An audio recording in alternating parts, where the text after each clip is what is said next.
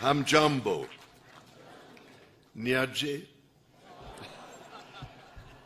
ni furaha yangu kuwa nanyi jioni ya leo. I cannot tell you what a great pleasure it is for my wife and I to be back in Kenya once again. I am enormously grateful to you, Mr. President, Madam First Lady, for your most generous invitation to make this state visit and the wonderfully warm welcome that you and the people of Kenya have extended to us have touched me deeply. If I may say so, it is particularly special.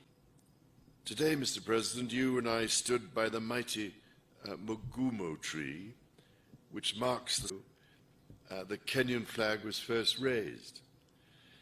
It seemed to me that the tree is thriving, strong and deeply rooted, just as this great republic and her people continue to thrive.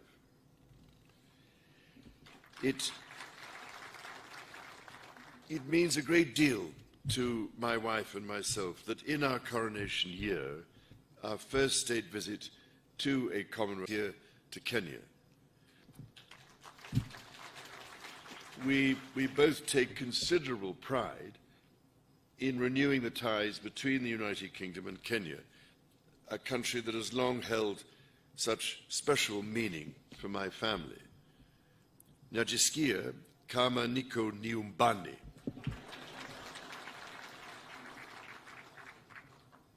Now, it is well known, I think, that my dear mother, the late Queen, had a particular affection for Kenya and the Kenyan people. She arrived here in 1952, a princess, but late.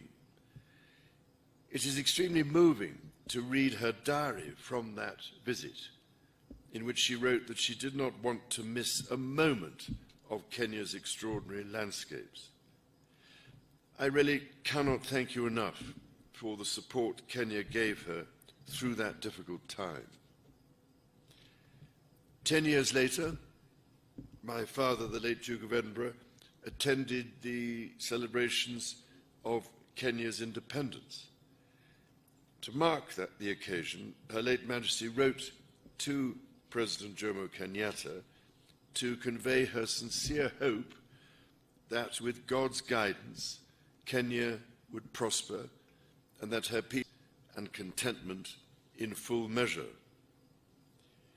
Nearly 50 years later, it was here, in sight of Mount Kenya, that my son, the Prince of Wales, proposed to his wife, now my beloved daughter-in-law.